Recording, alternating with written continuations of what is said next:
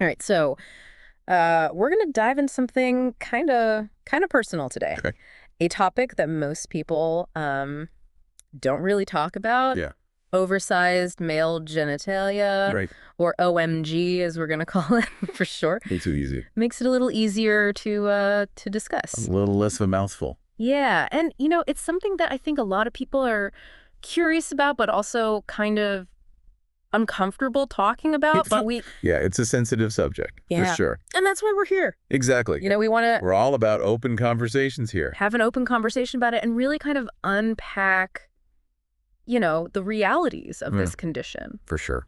So, It's more than just locker room humor, Yeah, exactly. This is not about like jokes or, Right. making light of it at all. This is about understanding. This is about understanding the medical And side, the medical reality. the societal stigma, The impact on individuals' lives. the real stories of people who are living with it.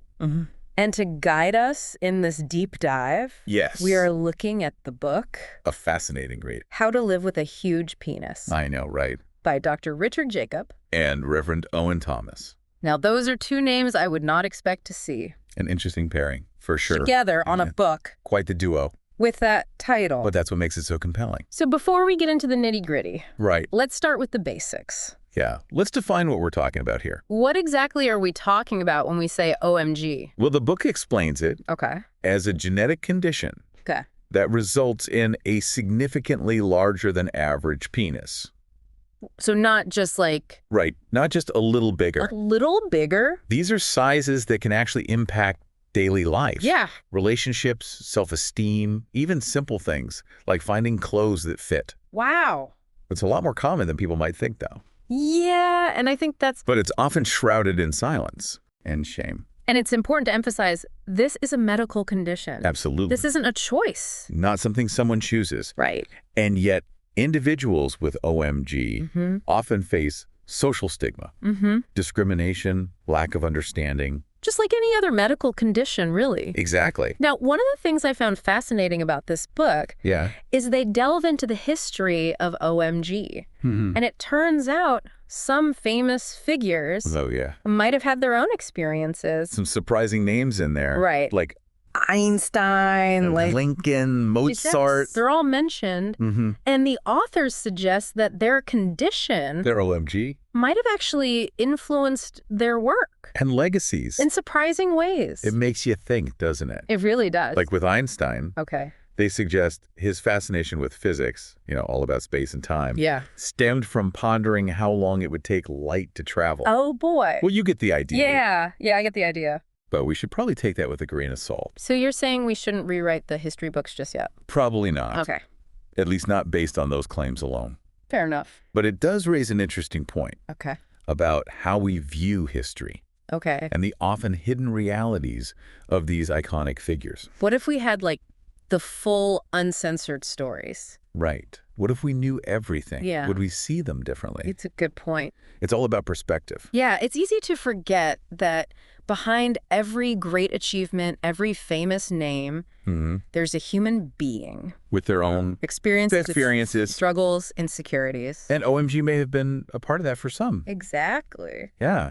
And, we often overlook those struggles. Especially when it comes to topics like this Right. that are often stigmatized and considered taboo. Which is why we're talking about it today. Exactly. We're here to shed some light on these hidden experiences. And hopefully foster a bit more understanding and empathy along the way. Absolutely. So let's dive in. Let's do it. So we've talked about, the historical figures and the myths and all that. Right.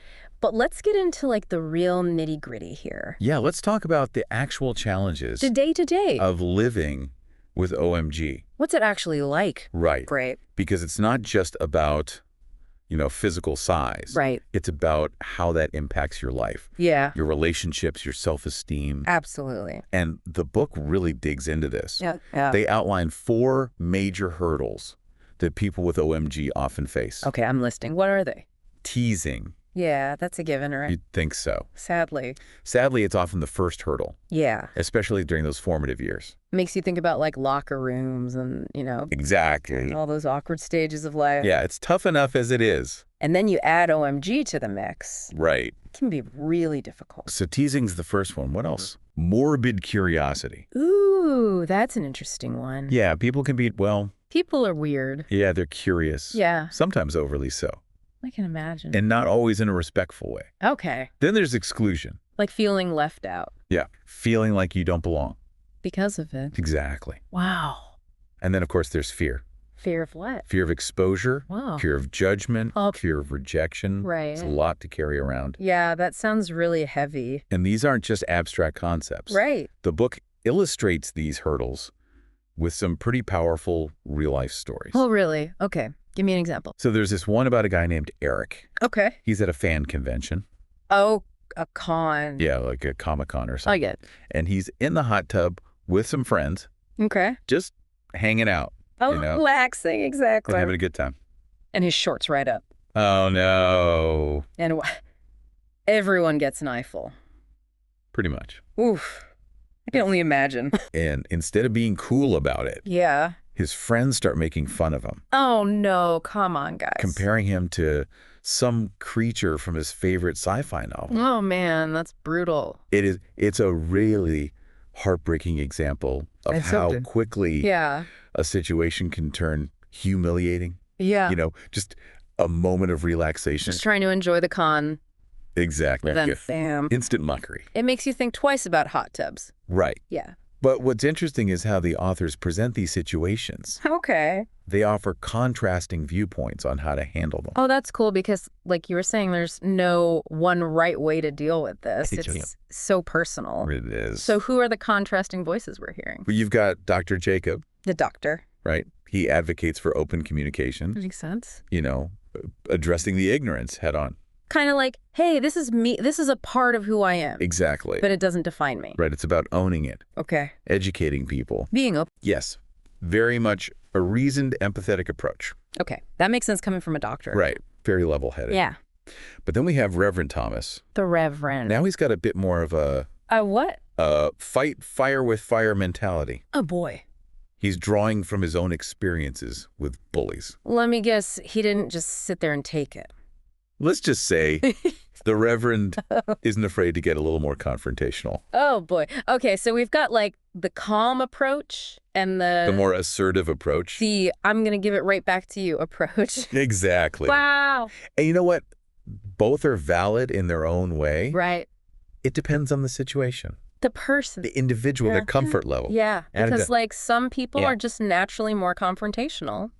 When And the- some people would rather, avoid conflict. yeah, just kind of like let it roll off their back. And that's okay too. It's finding what works for you. Exactly. Okay, so we've got teasing, we've got morbid curiosity, we've got exclusion, and we've got fear. Right. Those are the four major hurdles. The four horsemen of the OMG apocalypse. Well, let's not be so dramatic, Okay, fair enough. but they are very real challenges. Yeah, and it sounds like they can pop up. At any time. Yeah. In any situation. And the book also talks about this thing called unzipping, Yes. which sounds kind of scary. It can be a loaded term. Okay, so break it down for me. What is unzipping? So in the context of the book, Yeah. unzipping refers to that pivotal moment Okay. when someone with OMG chooses to reveal their condition Someone else? to a loved one, Oh, wow. Okay. a partner, Yeah, a family the member. someone they're close to. Exactly. And the authors are very clear about this. Okay. This is not something to be taken lightly. Right. It requires careful planning, Oh, wow. emotional preparedness, Okay. and the right setting. So this is like a big deal. It can be a really big deal. Because how do you even begin to have that conversation? Right. It's a tough one. Like, hey, so there's something you should know about me. It's exactly. Where do you even start? Well, the book actually gives some really practical advice on this. Oh, they do. Okay, good, because I'm kind of lost. They emphasize choosing the right time, Okay. the right place. Not like in the middle of a crowded restaurant. Probably not the best idea. Okay. Maybe somewhere private Okay. where you can have a real conversation. Yeah. And they even suggest having support lined up. Oh, wow. Like having a friend on call Exactly someone you can talk to afterwards. to debrief. Yes, to process everything. That's actually really good advice. It's all about being prepared. Yeah, because this isn't something you just spring on someone. Exactly. Unzipping at the wrong time or in the wrong way. Yeah. can have some pretty disastrous consequences. Oh, really? Like what kind of disastrous consequences? Well, they share a cautionary tale in the book Oh, boy. about a guy named Bill O'Donnell. Okay, Bill. Bill decides that Christmas morning Oh, no. is the perfect time to unzip. Oh, Bill, no. Yeah, in front of the whole family. Oh, my. Let's just say it became a Christmas myth. Okay. Bill's family will never forget, I bet. and not for the right reasons. Oh, Bill. It really emphasizes the need for sensitivity and careful planning. Yeah, like maybe not Christmas morning, Bill. Probably not the best time. Okay, so let's say someone does unzip carefully. Okay. They choose the right time, the right place. They've got their support system lined up. Right. What kind of reactions can they expect? Because even when it's done thoughtfully, Yeah. the reactions can be, All over the place. let's just say it can be a bit of an emotional roller coaster. Okay, so buckle up. Right. Tell me about this roller coaster. So the book outlines 6 common stages that loved ones often go through. Oh, wow. 6 stages. Okay. And they use the story of Anakin as an example. Okay, Anakin. Yes. Hit me with it. So Anakin decides to share his secret. He unzips. He unzips for his family. Okay. And their reactions are Yeah. complicated, to say the least. Okay, so walk me through these 6 stages. All right, so first, there's this denial, Okay. like an attempt to pretend like nothing happened. Okay. They're like, oh, I didn't see anything. I don't know what you're talking about. Exactly. Wow. And then comes the anger, Okay. which unfortunately in Anakin's case Yeah. turns destructive. Oh, no. Okay, so things get Things get a little heated. a little heated. We'll just say that. Okay, so we've got denial, we've got anger. What's next? Okay, so we left off. Anakin, he's unzipped for his family. Right. Laid it all out there. And they're going through it. They are. Big Yeah. time. Denial, anger. What comes after anger? Well, in Anakin's case, Right. they actually move into a sort of mourning phase. Mourning. Really? Yeah, and it's kind of sad, actually. Okay, how so? They're mourning the loss of, like, the idea they had of him, Oh, I see. the life they pictured for him, you know, Because they think OMG is going to hold him back. at their perception, yeah. It's sad that they can't see past that. It is, but it highlights something important. What's that? This isn't just about a physical difference. Right. It's about people's perceptions. Exactly. Their fears, their own insecurities. Wow, it really adds a whole other layer to it, huh? Definitely. It's complex. So they're mourning Anakin's future. What happens next? Well, unfortunately, ooh. the mourning doesn't last. Oh, no. They go back to being angry. Even angrier this time, actually. Oh, man. What do they do? They basically cut him off. Seriously? Yeah, it's pretty extreme. That's awful, poor Anakin. It's rough. And, you know, this part of the story always hits me hard Yeah, I can imagine. because it speaks to a larger issue, What do you mean? the fear of difference, you know. We see something outside our understanding. And we lash out. Exactly. Instead of trying to understand. It's easier to just shut it out, I guess. Sadly, that's often the case. Okay, so Anakin's on his own now. What happens? Well, there's another turn, and this is where it gets really heavy. Okay. Anakin's dad actually passes away. Oh, wow. What happened? Officially, it was health-related. Okay. But Anakin believes it was the stress, you know. The weight of it all. Exactly, the emotional toll. Gosh, that's just... It's heartbreaking. It really is. And it shows you, like, words have power. They really do. Even unspoken ones, the things we don't say. The weight of expectations, of judgment, It's a lot to carry. for everyone involved. So what happens to Anakin after that? Well, after his dad's passing, there's a shift. Okay. He starts to reconnect with his family. Oh, that's good. They reconcile. It's a slow process. Yeah. But they find a way to move forward. That's got to be a relief for everyone. Absolutely. And, you know, it's not perfect. Right. But there's understanding there, finally. Acceptance. Exactly. For everything. It's a powerful message, you know? It is. It's like, no matter how difficult things get, there's always hope for compassion.